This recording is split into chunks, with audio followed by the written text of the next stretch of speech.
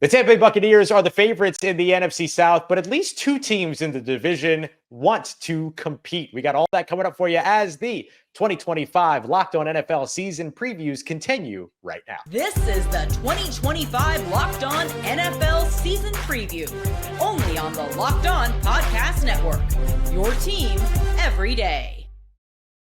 Welcome back to the 2025 Locked On NFL season previews. And in this episode, we're taking a look at the NFC South. This episode brought to you by our friends over at FanDuel. Football season is around the corner, so visit FanDuel today and start planning your futures bets now. I'm Ross Jackson, host of the Locked On Saints podcast, and I'll be your host as we go through this division preview. Joining me are my colleagues from around the Locked On Podcast Network, including James Jarko of Locked On Bucs, Aaron Freeman of Locked On Falcons, and Julian Council of Locked On Panthers. Today, we're going to be taking a look at which teams are the biggest contenders, who's going to present the biggest challenge, the best players around the team, and who has been the most improved, and of course, give you our division predictions as well. So we have this enormous battle for the NFC South division, and we're all going to break it all down. So let's get started with the end. Who wins? We'll start off, of course, taking a look at the favorite, the Tampa Bay Buccaneers. I don't think any of us believe, and I'll say this outright, guys, you can tell me if you agree or disagree.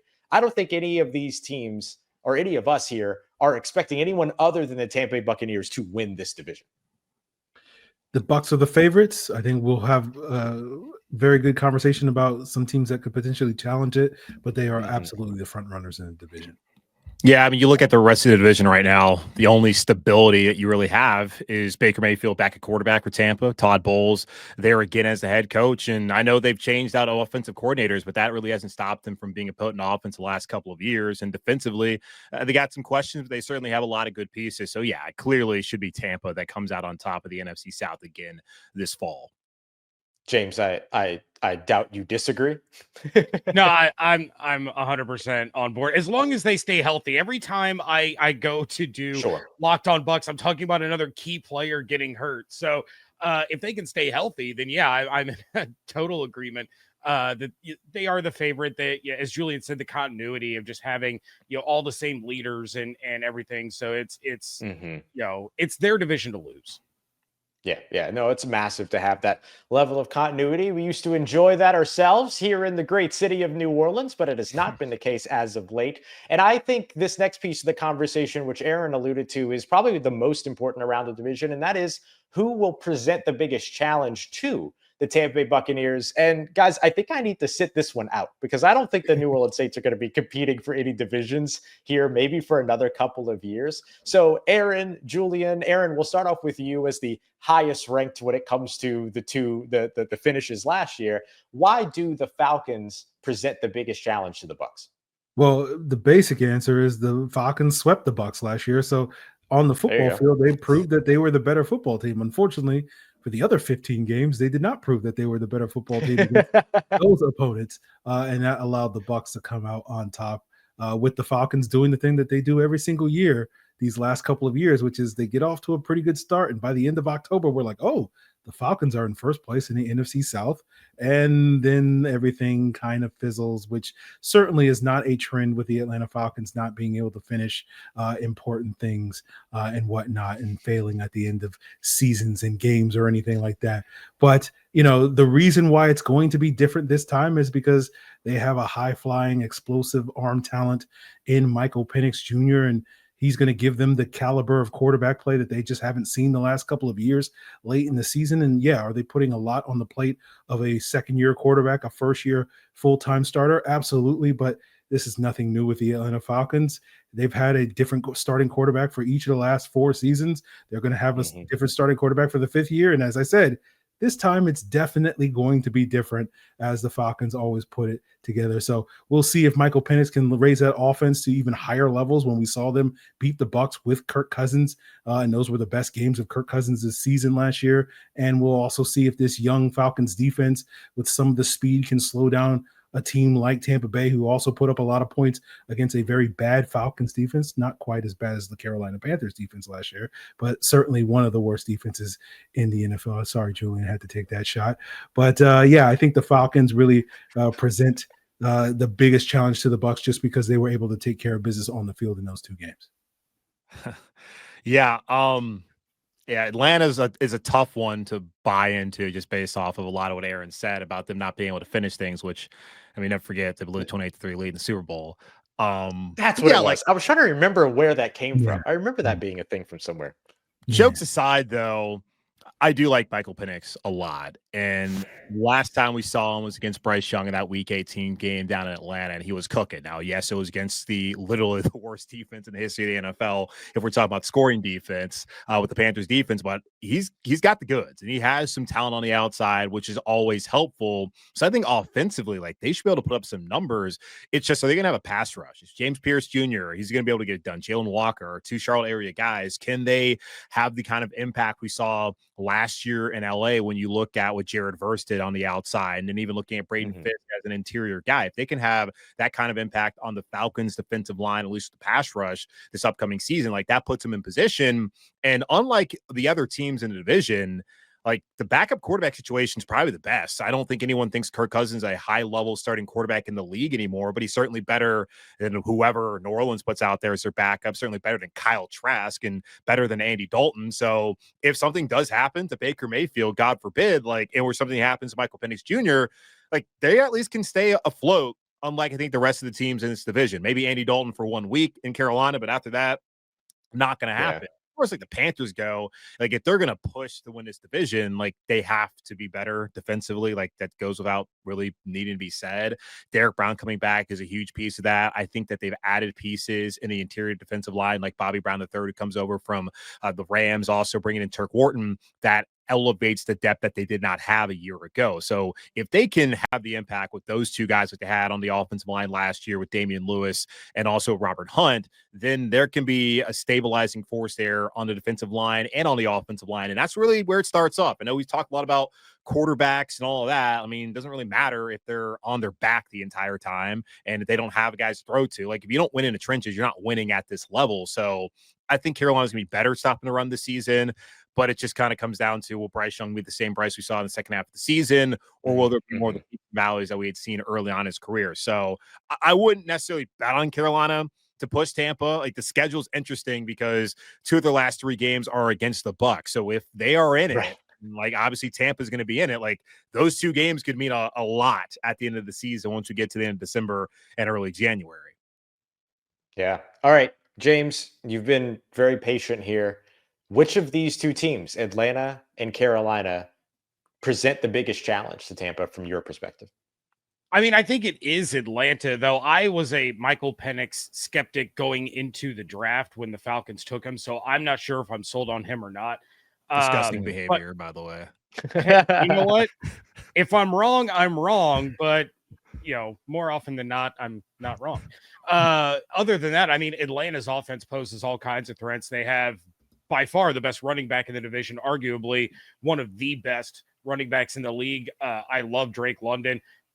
I would be shocked if Kyle Pitts did anything, but, you know, that's a discussion for another day. But I'm also really concerned about all the upgrades they made on the defensive side of the ball. Julian, you mentioned a couple of them.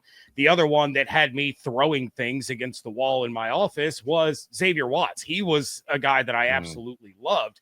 And, you know, he's an absolute ball hawk. So if he sees the field, they already have Jesse Bates like that, that is concerning. But my biggest question is, can Penix get it done? I'm also not going to be surprised if the Panthers end up with a better record than the Falcons. I think the Panthers are a sneaky good team this year. I was really encouraged by what we saw down the stretch at the end of last season. And Julian, as you said, they have to be able to put it together defensively. We're talking about, you know, turning around an all-time worst, you know, defense, but that's going to take a little bit of time. But offensively, I love what Bryce and Canales were doing there down the stretch. I love the addition of Tet McMillan. I think the Panthers can really surprise some people this year. Yeah, I got to tell you, I completely agree with you there, James. I think the Panthers are a sneaky good team. I think Atlanta poses the biggest threat right now, but I won't be surprised if we're talking about Carolina presenting the biggest threat come week 12, week 11. You know what I mean? Like that kind of a thing. If they get everything kind of churning in their direction, I can see Carolina being a much better team than a lot of people expect. All right, coming up next, because we're far from done here, we'll be taking a look at our NFL Top 100 that we did here at Locked On, which includes a number of players from all four of these teams, but some big names we're certainly missing. Let's get to that next as we continue on with the 2025 Locked On NFL season preview here with the NFC South. This episode is brought to you by our friends over there at Prize Picks, the daily fantasy platform that lets you turn your football predictions into real rewards. Preseason is already heating up and college football is not far behind. Whether you've got your eye on big-name quarterbacks or even breakout running backs this season, Prize Picks makes it easy to get in on the game. Plus, they offer weekly flyer options already for week 1, where Dak Prescott's max discount for kickoff against the Eagles is more than 0.5 passing yards. Take advantage of that inside of the Prize Picks app today. Download the Prize Picks app today and use code LOCKEDON NFL to get $50 in lineups after you play your first $5 lineup. That's code LOCKEDON NFL for $50 in lineups after your first $5 play. Prize Picks, run your game. All right, everybody, continuing on with our Locked On NFL 2025 NFL preview here. Take a look at the NFC South. Myself, James Jarko of Locked On Bucs, Aaron Freeman over at Locked On Falcons, Julian Council of Locked On Panthers, and of course, I host Locked On Saints. Guys, we did our first ever NFL Top 100 here at Locked On.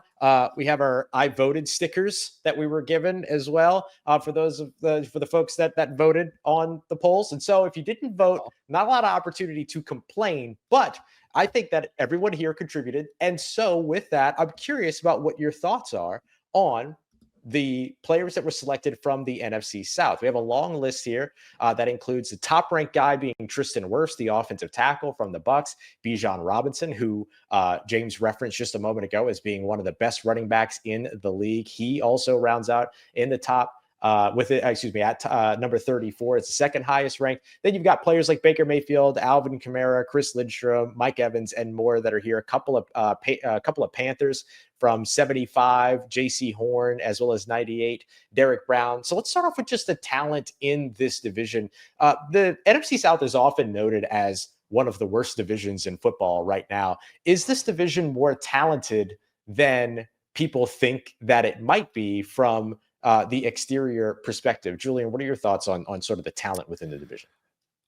I don't know if I would say that, honestly, because like what influx of talent have we seen come in recently that would elevate them from those recent rankings? Like maybe for Carolina, McMillan eventually could be up there. Certainly we can go 8th overall. The expectation is that one day you will be one of the better receivers, but there's a ton of receiving talent that comes in the league every single year, whether you're a first rounder or you can be a 4th rounder, go 5th round and all of that. So I think it's hard to say that. I mean, it is interesting. Like a guy like Vita Vea is not up there from Tampa Bay. Like, I mean, I do think that Derek Brown is one of the better defensive tackles. And we see even with the other top 100 that's out there that if you didn't play the previous year, then your ranking kind of goes down. Like Derek set NFL records literally for tackles by a defensive lineman when he was a Pro Bowler back in 2023. So I think he might be a little bit better than that. But I don't know if the overall talent level is that great in the NFC South at this point in time. But I think there's some young talent, but it's just, is it top 100 talent? Probably not. Yeah. James, what do you think about the omission of Vita Vea? I thought the omission of Vita Vea and Levante David was criminal. I mean, and I understand that I'm going to look at this through a somewhat biased lens, but, you know, it's hard to deny the longevity and the production of a guy like Levante David, who's still doing it at an incredibly high level. And then Vita Vea, you know, is one of the best defensive tackles in the NFL. So I thought that was wild, especially, and not to throw shade at anybody that voted, but why is Travis Hunter like in the top 70 when he's never we hadn't even seen him? I need accountability for who voted for this guy.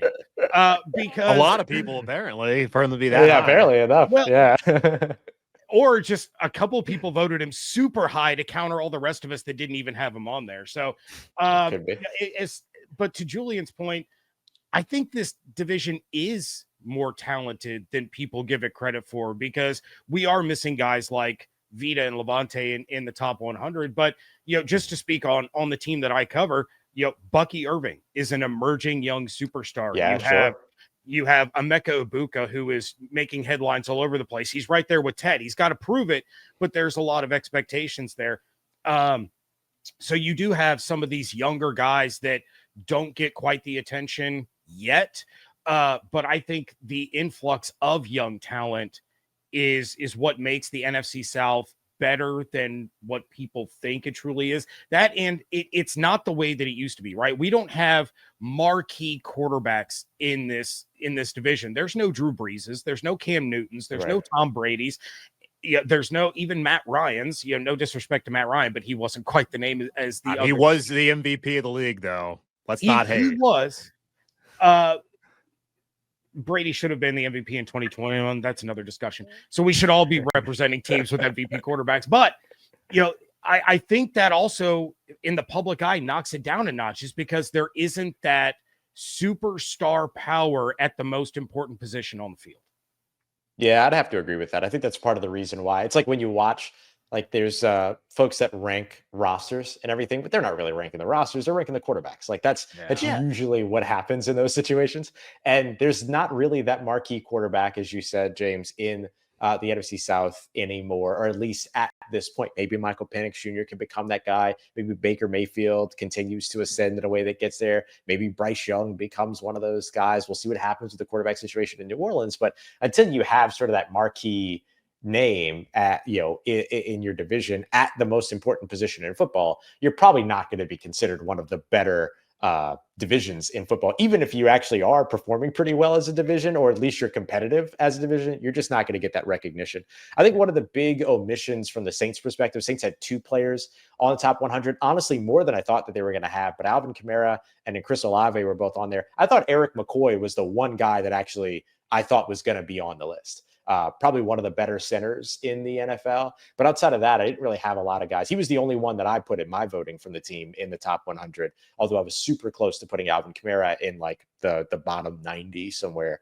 But I wanted to see what was going to happen with him with this new offense and all the changes and things like that. But outside of that, like New Orleans actually, I feel like came out overrepresented in this list over my expectation. Aaron, how did you feel about the top 100 from the Falcons perspective?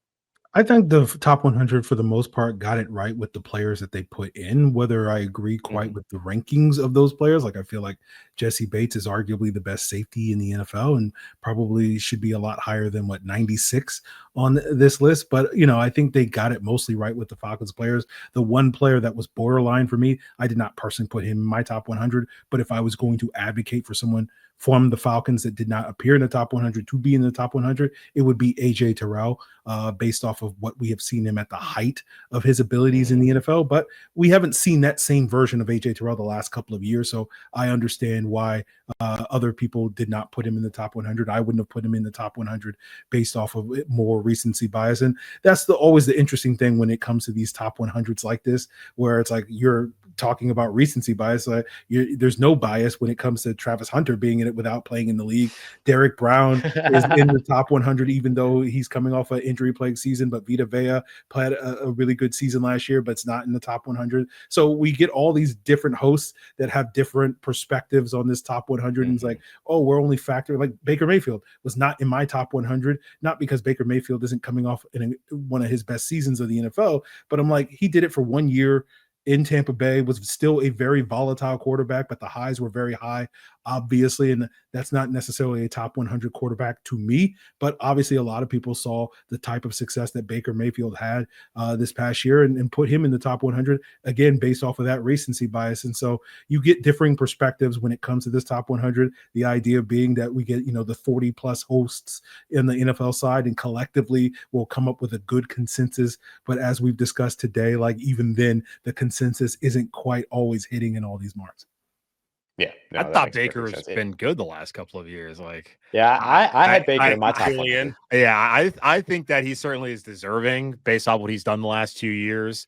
I think as far as just the NFC South goes, you talk about McCoy, Ross. I don't know how many people are really breaking down center play like that. Right. And it's not 100%. Like, he has a podcast and he's playing. Like, if Jason Kelce is still playing, whether people know whether he's a good player or not, he probably is in the top 100 just based off of his Q score. Like, that's kind of how these things work a lot of the times. Not to say anything bad about anybody who like voted, but like, I mean, let's be honest. I don't think people are really breaking down center tape like that.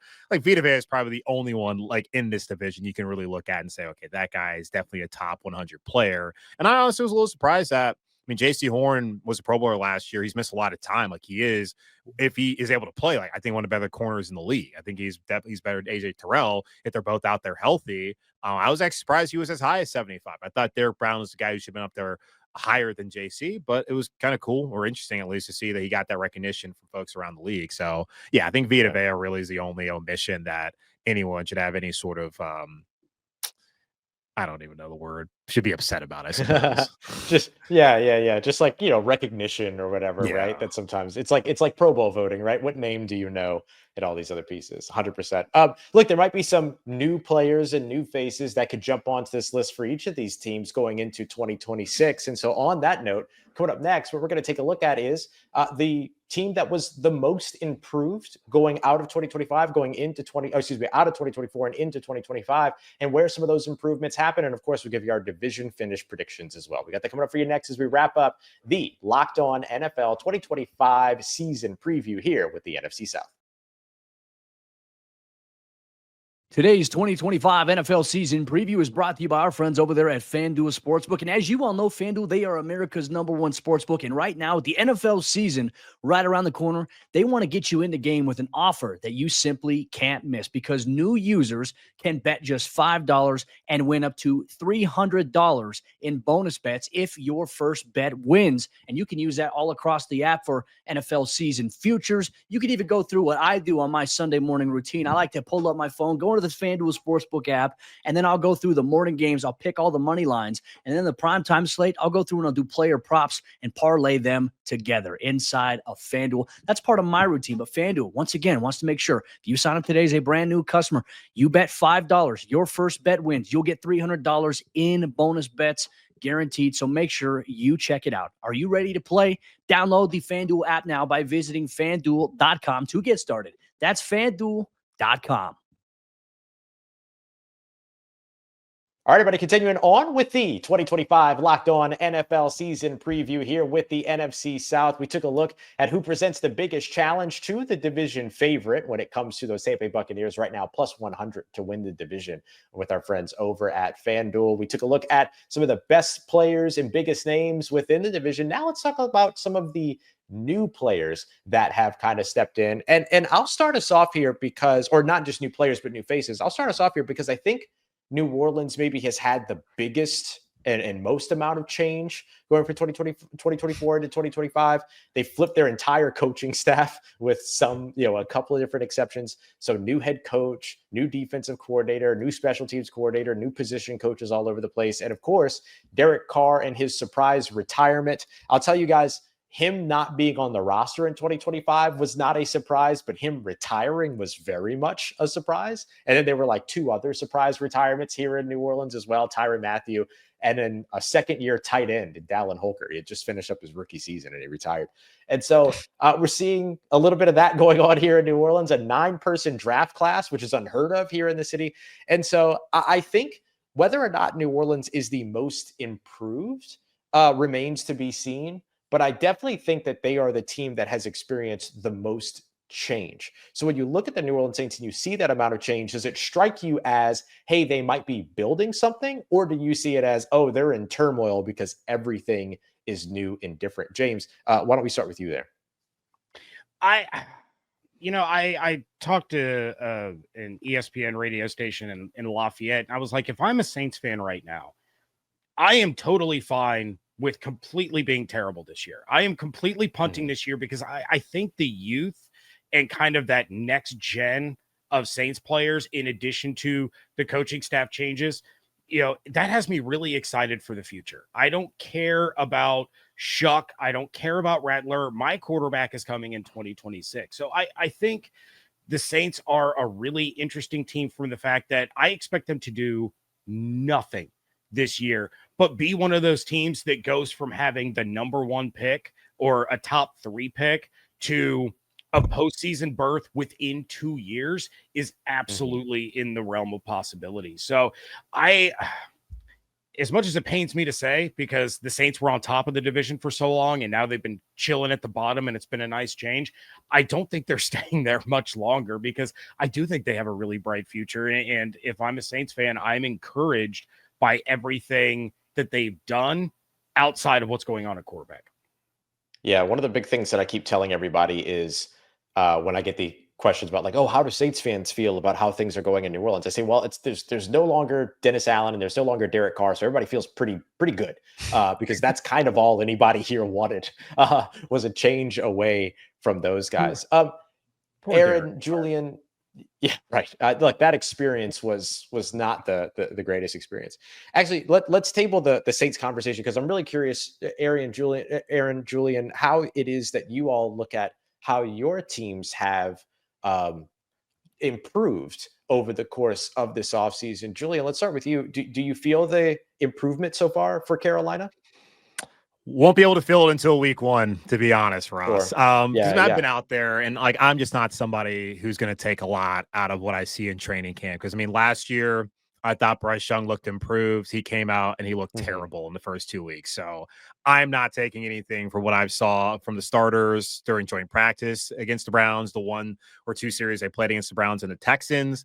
I just look at the roster and think like, okay, they should be improved in certain spots if guys do what they're hoping they're going to do. And like in years past, this happens with every team. Like they were asking DJ Chark to come in and be one of their top receivers after they decided to trade away DJ Moore to get in position, to draft Bryce Young. And DJ Chark didn't do that. So we'll see if they're in like Miles Sanders, same guy they brought in to come in, be their starting running back. He didn't do that. So if guys come in and do the job that they're expecting and hoping for them to do, then yeah, like they should be improved. As I mentioned earlier, like Bobby Brown III, known run stopper from his time in Los Angeles. That should help with Derek Brown being back and A'Shaun Robinson also being in the fold again. Turk Wharton can add another element they didn't have in years past as an interior pass rusher. He was one of the top pass rushers on Kansas City last year on their march to the Super Bowl.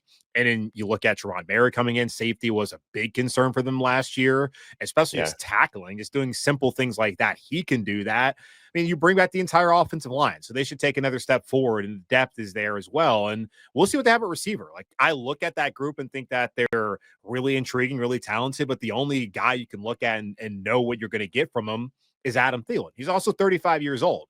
Hunter Renfro's look kind of nice, but Hunter hasn't really been healthy since 2021, was dealing with the ulcerative colitis that had him sit out last season. So we'll see what that Xavier Legette didn't really impress me last year, but he's back this year. Will he take that next step? Tyrell McMillan's never played a game in the NFL, so we don't really know what he's going to do. Like, there's a lot of potential there, but if you're sitting here saying like, oh, that's going to be a top 10 wide receiver unit in the NFL, like you can't base that off of anything other than like the potential what they have in that room. And even I feel like this year, like that's a big stretch and like who is Bryce Young really going to be? So I think just as far as the trenches go on the defensive side of the ball, they should be improved. Everywhere else, it's kind of TBD. Aaron, are the improvements over on the defensive side of the football while Carolina is sort of in this wait and see moment? I mean, is there enough excitement there in Atlanta to say, yeah, this is an improved team? There's plenty of excitement in Atlanta about this team being improved, whether it's similar, echoing the same veins as Julian Council, whether we see that week 1 when they get on the field and have to slow down Baker Mayfield in this Bucs offense, we will have to sort of see. But there have been certainly lots of investments on that side of the ball. The Falcons basically are running it back with virtually the same offense across the board, with the exception swapping out Kirk Cousins for Michael Penix, swapping out their starting center Drew Dahlman for Ryan Uzel, as Dahlman left to go to Chicago for a more lucrative contract. And they're basically saying, hey, Michael Penix basically is going to solve all of our offensive problems, and that's why this offense is going to be, potentially one of the top 10 offenses. And you certainly see the potential ceiling of that. Again, can they deliver on that? And then really, they're expecting their defense to just be complimentary, just be decent. Don't be bad. Don't be a bottom 5 defense, which is what they were last year. And if you can just hover somewhere, around 20th with a top 5, top 10 offense, hey, that's their formula for success. I think they have added enough pieces that they could potentially get there, but they're betting a lot on a bunch of young players. And historically speaking, young players tend to be very up and down. And then they're also betting on a bunch of aging veterans that have shown clearer signs of decline the last couple of years, whether you're looking at former New Orleans Saints David Onyemata, defensive tackle, edge rusher that they picked up this offseason, Leonard Floyd, among others. Caden Ellis is now past the age of 30, but has been an ascending player these last couple of years. Is Father Time going to catch up to him at this point in time? Those are some of the open questions with this Falcons defense. And again, I think they've added enough where you can squint and you say, this could get to the 20th best defense in the NFL. And that gets a lot of people excited about what this defense can be potentially, given the history of the Falcons having terrible defenses for most of the last, decade. And certainly some of the worst, if not the worst pass rush for 14 decades or however many long time goes back when it comes to the sport of football, because it seems like every year that they play professional football, the Atlanta Falcons are dead last in the NFL in sacks. But I guess technically it's only 20 years instead of 140 years. But I think right now they've made a lot of investments in that pass rush, and people are optimistic about the future. But whether these young guys are going to deliver immediately, I think that remains an open question. Yeah, squinting real hard, huh? It freaks me out that Caden Ellis is going into his age 30 season, by the way, or is about to cross the age of 30. That's kind of crazy to me. James, how improved are the Bucs, or is the continuity the most important part for them outside of the changes on the coaching staff? Well, I would say that there are some significant improvements. Last year, there was obvious problems with injuries, especially on the defensive side of the ball, and the lack of depth at secondary really hurt on. They were pulling parking lot attendants into the stadium, at 12:45 to suit up and start at outside corner. So you go out and you get Hassan Reddick. They were missing that edge presence. Joe Tryon-Shoyinka never panned out. So now you have that compliment for Yaya Diaby on the other side, but you go out and you draft Benjamin Morrison, who should have been a first-round pick, missed most of his last year at Notre Dame because of hip surgery, and you get Jacob Parrish, who's going to be a day one starter at slot corner for the Bucs. You get those guys and you allow Tyke Smith to move back to safety, whereas last year he was the slot corner. So you have some upgrades going on there on the defensive side. Servassier Dennis, he's entering his third year. He's never been healthy. He has had an injured shoulder since he was in college. That gets surgically repaired. So we finally get a healthy Servassier Dennis. Hopefully he stays healthy. I mean, who knows at the rate they're going. Chris Godwin starting on the pup. Jalen McMillan's going to miss half the season with a neck injury. Tristan Wirfs is going to miss the first month of the season. So they're missing key guys. So, Aaron, our crossover to start the season is going to be electric because the Bucs aren't going to have anybody healthy to start the year. But they have gone out of their way to try to make these improvements and to upgrade the secondary and allow Todd Bowles to do what he does, which is not something he could do all last season because the personnel just wasn't there. But outside of that, obviously the continuity is massive, especially once Tristan Wirfs returns and you have that entire offensive line returning. They did such a great job protecting Baker and opening lanes for Bucky Irving.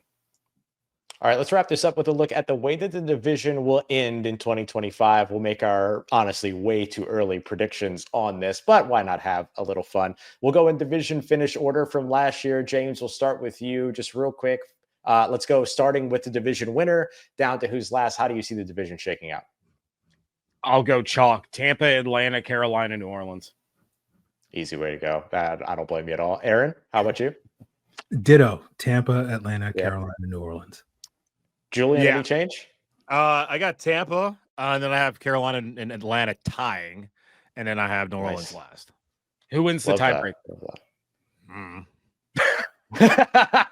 Who's drafting earlier? I'm not worried about all that. Is that based off like strength of schedule, which it's going to be impossible to know that until January. It could be head to head. Right. Yeah, but it's not going to be head to head. I don't think that either team's going to sweep. Yeah. Well, I'll go. I'm going Tampa. And then I was actually going to do the same thing, Julian. I was going to go Atlanta and Carolina tying, with Atlanta getting the tiebreaker. And so it would put technically Atlanta second. But I think Carolina, same record, and then the Saints down at the bottom, which I think every Saints fan should be happy about, because every Saints fan has been waiting for this New Orleans Saints team for the past couple of years to embrace a rebuild, and it's finally here. This is like a 34 game season. It's not a 17 game season. Except Mickey Loomis still has a job, so it's not a full rebuild.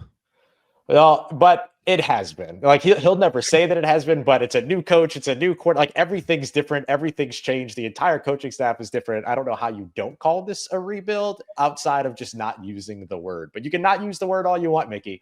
It's a rebuild, buddy. It's a rebuild, and it's very, very clear. All right, we appreciate you very much for coming through for our 2025 Locked On NFL season preview. I am Ross Jackson, host of Locked On Saints. You can find more on the Bucs from James Jarko over at Locked On Bucs, the Falcons over with Aaron Freeman at Locked On Falcons, and of course the Panthers with Julian Council over at Locked On Panthers every single Monday through Friday here on the Locked On Podcast Network. Make sure you go and check out those shows and stick around as well to be able to catch everything going on across how all the divisions might be playing out. Make sure you subscribe to Locked On NFL wherever you get your podcast. Part of Locked On Podcast Network, your team every day.